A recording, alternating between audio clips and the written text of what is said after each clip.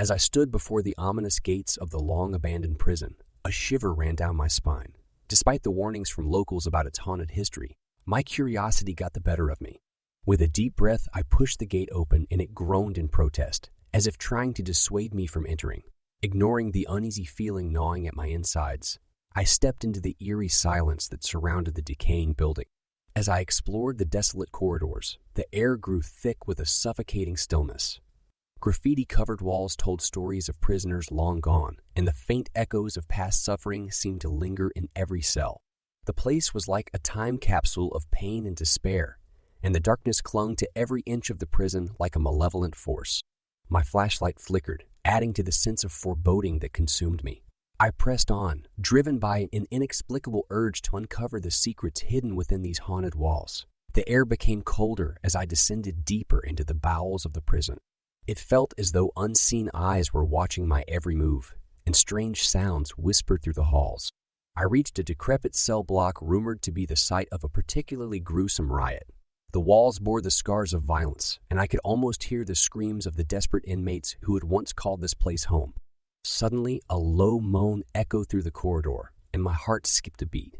I turned around, but the corridor was empty. I tried to brush off the chilling encounter as my imagination playing tricks on me, but doubt had already taken root in my mind. I continued my exploration, navigating through the darkness with trepidation. The prison seemed to come alive with every step, as if the suffering souls trapped within its walls were reaching out to me. In one corner of the prison, I stumbled upon an old execution chamber. The rusted chair and frayed restraints sent a shiver down my spine.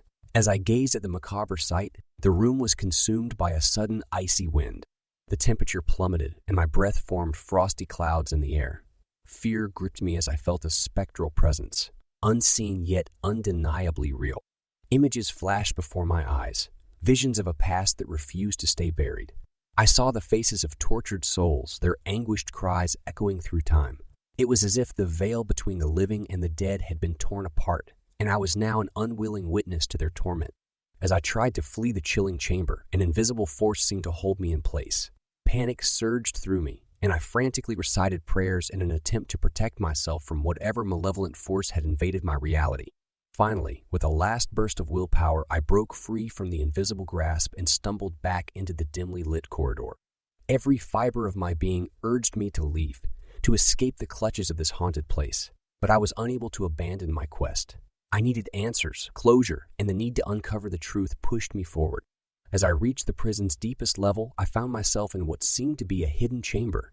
Strange symbols adorned the walls, and the air pulsated with an otherworldly energy. The space felt charged with an ancient power, and I knew I had stumbled upon something beyond my comprehension. Before I could make sense of it all, a figure materialized before me, translucent and ethereal. It was a prisoner, but there was an unnatural aura about him. His eyes bore into mine, and without uttering a word, he conveyed a haunting tale of betrayal, injustice, and revenge.